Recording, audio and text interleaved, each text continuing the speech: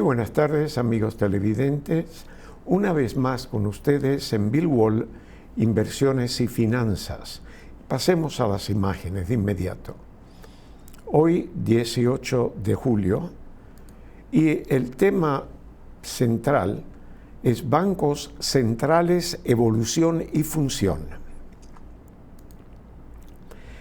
Los bancos centrales son instituciones autónomas encargadas de regular la moneda, la masa monetaria y el crédito de un país o región.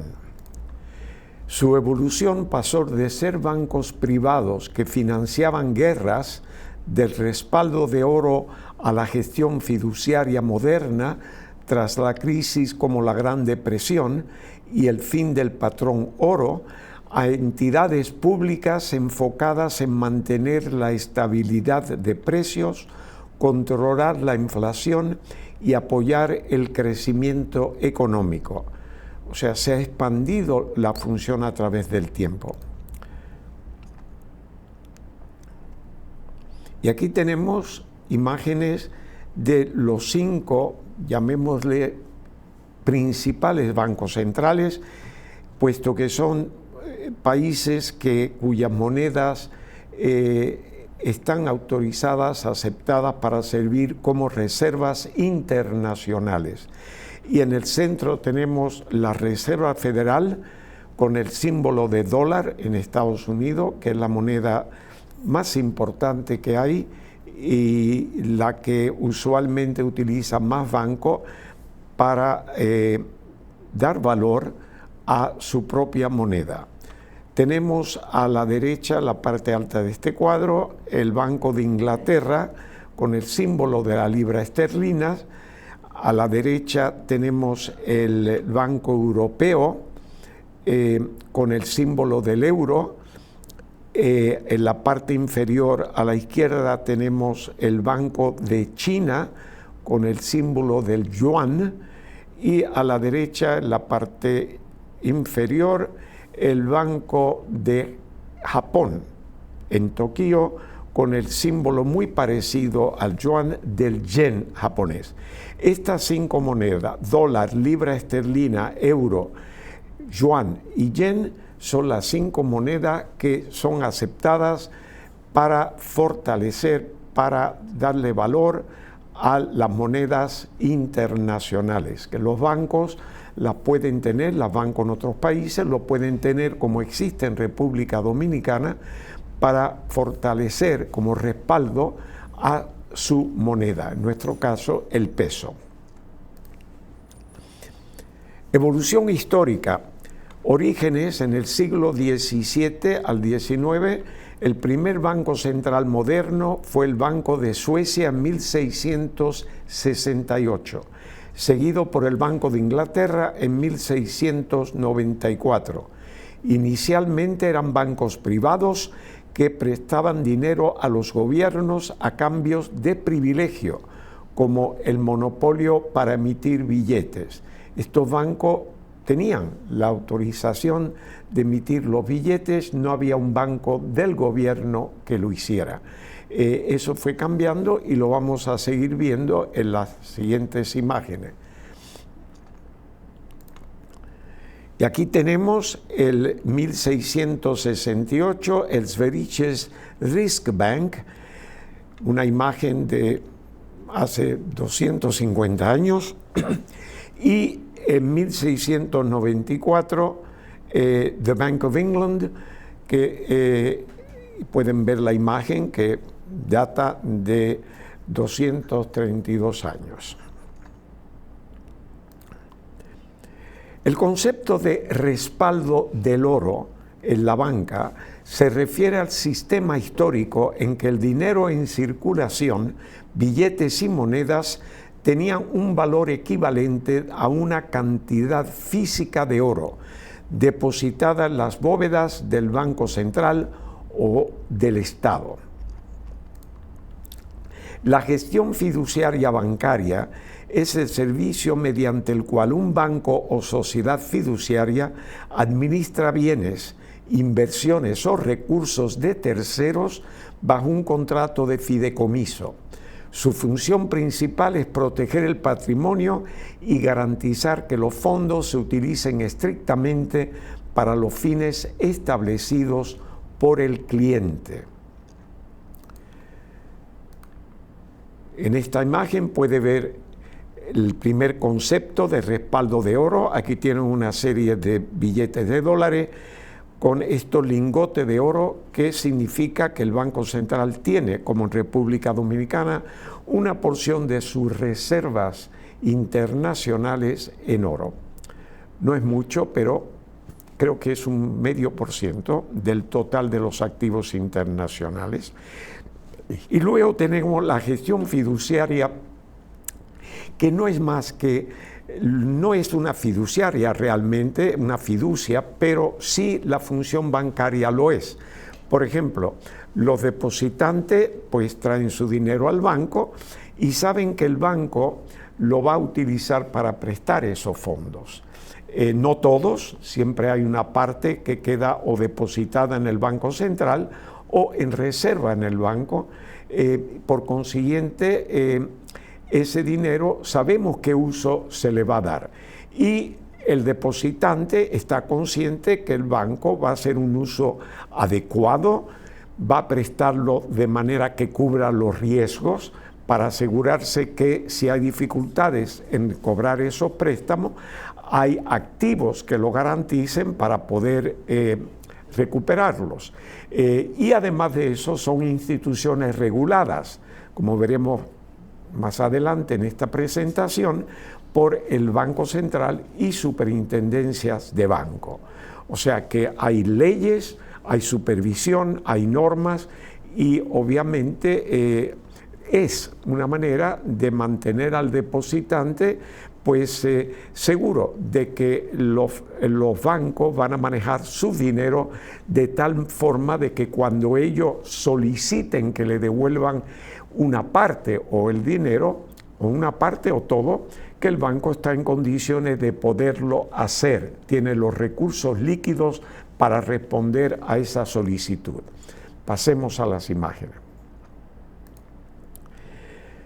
Evolución histórica. Monopolio de emisión en el siglo XIX.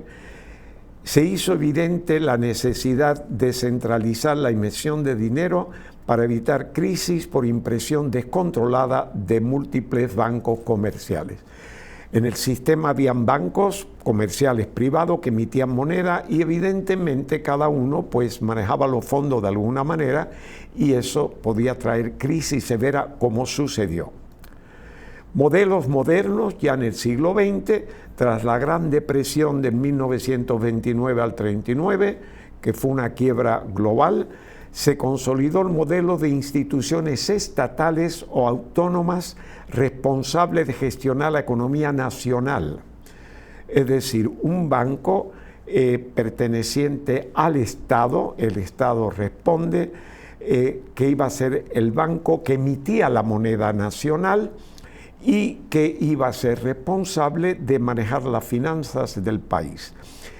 La finanza en el sentido bancario, las reservas internacionales, que como dije anteriormente tienen una base de oro y en gran parte billetes de las emisiones de esos 5 países que mencionamos que respaldan la moneda.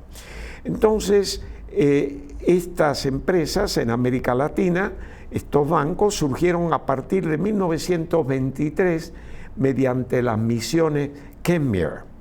Vamos a ver qué es Kenmare más adelante. Aquí tenemos un ejemplo. The Royal Bank of Canada, institución a la cual yo pertenecí 35 años y fui funcionario en diferentes países, incluyendo República Dominicana. Hasta el año 35 emitía billetes como uno de esos bancos emisores. Y aquí tienen este billete de $5 canadienses del año 1935. 2 años después aparece el Bank of Canada. Ese es el Banco Central de Canadá. Aquí es el Banco Central de República Dominicana, en Estados Unidos es la Reserva Federal y aparece The Bank of Canada, y entonces el Bank of Canada, que es el gobierno, es el único banco que emite billetes en Canadá. Y eso fue en 1937. Ningún otro banco puede emitir billetes y eso se ha generalizado. Ya desapareció los bancos privados emitiendo sus billetes, cada uno a su manera y a su forma. Banco privado en el caso de Royal Bank of Canada y Banco del Estado en el caso de Bank of Canada, el Banco de Canadá. La misión Kerr-Mehrer, vamos a ver qué es esta misión de este señor, esta misión que él cubrió toda América Latina, que siguió las propuestas de él.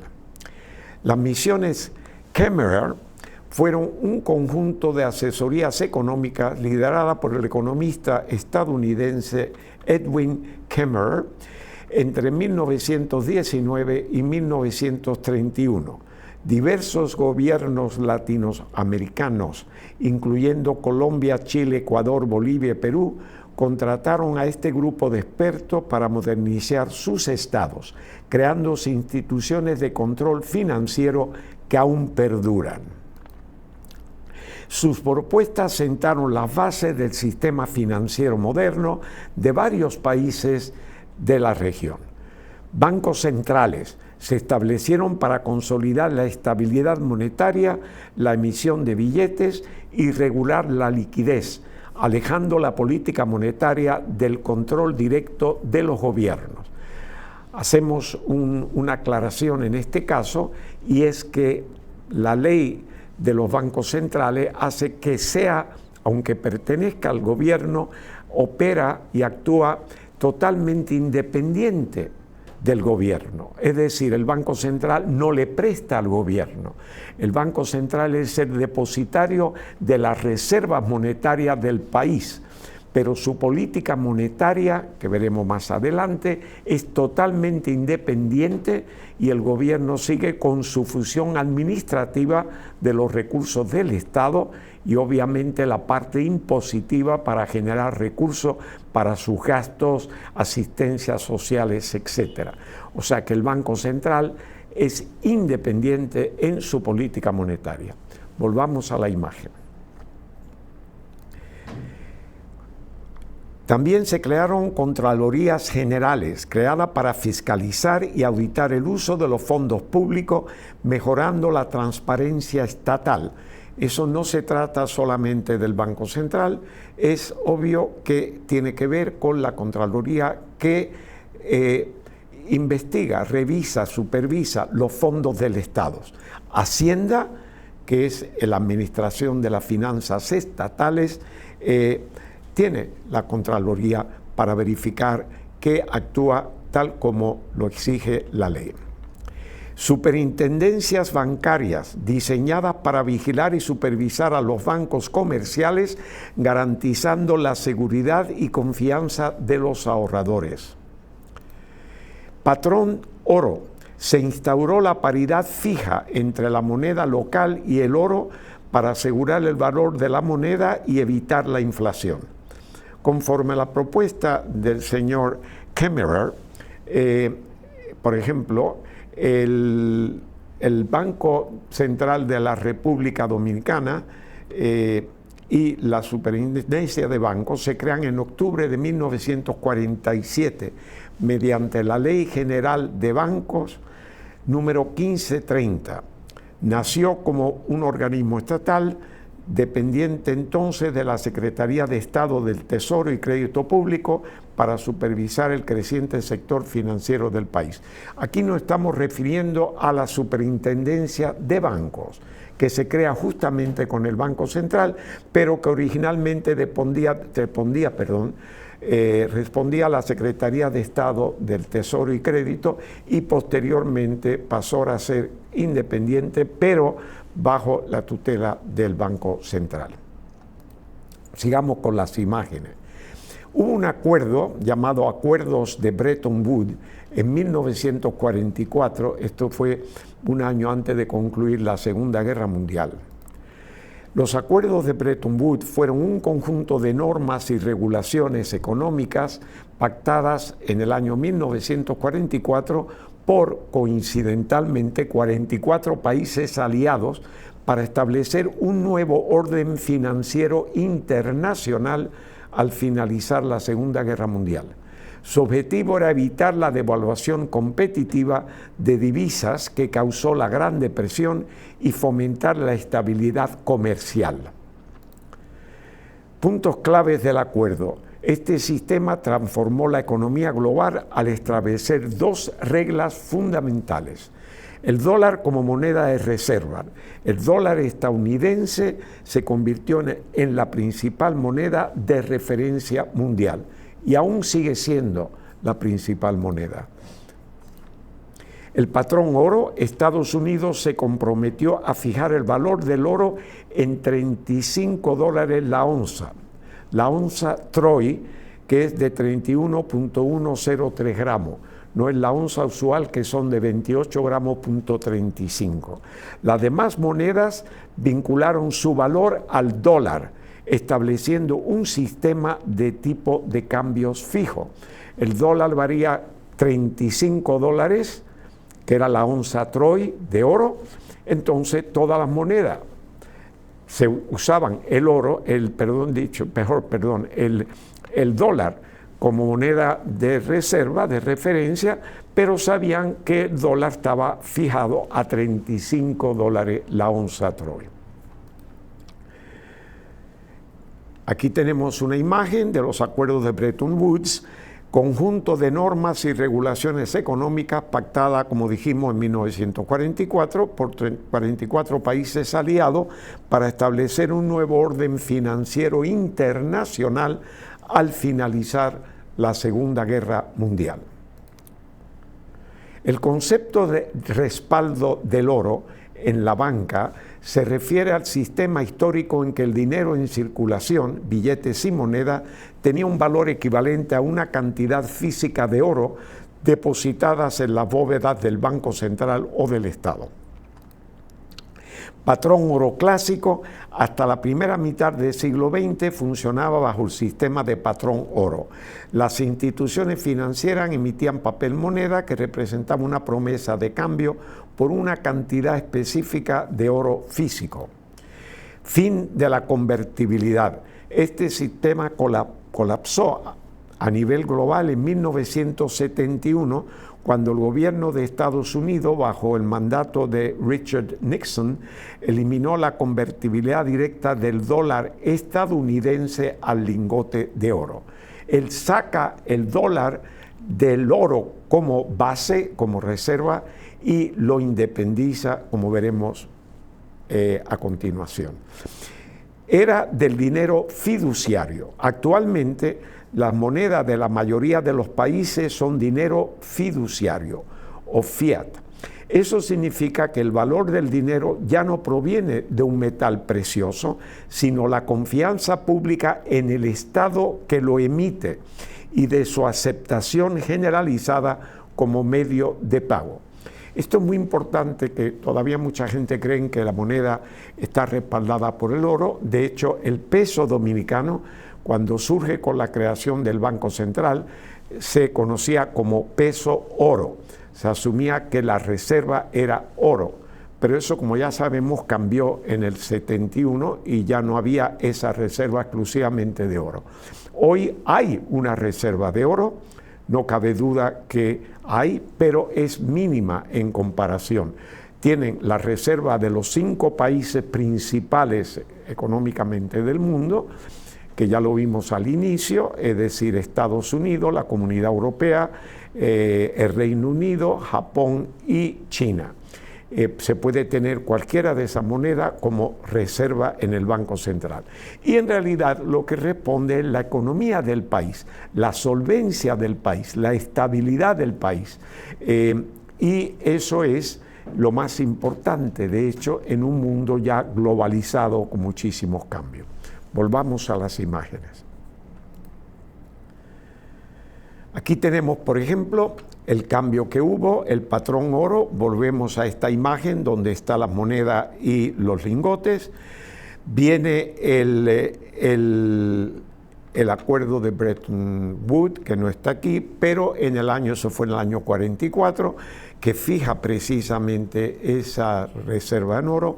Fin de la convertibilidad en el año 71 por el presidente Nixon, que saca el dólar de estar fijo al oro, $35 una onza Troy, y finalmente al dinero fiduciario. Es un tipo de dinero que no está respaldado por reservas físicas como el oro, sino su valor proviene exclusivamente de la confianza del público en la economía, como dijimos anteriormente. Es el sistema oro en el siglo XIX, potencia como Gran Bretaña en 1821, Alemania en 1871 y Estados Unidos en 1879, adoptaron formalmente ese sistema para estabilizar sus divisas, y ese declive evidentemente vino con los enormes gastos de la Primera Guerra Mundial, la Gran Depresión del 29, como dijimos anteriormente, y los países necesitaban imprimir más dinero del que sus reservas de oro permitían, lo cual obligó a suspender la convertibilidad temporalmente. Y ya en el año 71, conocido históricamente como el shock de Nixon, se rompió que el dólar se fijara en base a oro específicamente. Y seguiremos este tema a continuación de esta breve pausa, y volveremos con ustedes. Quedan todavía como unos 4 cuadros para completar el tema. No se vayan.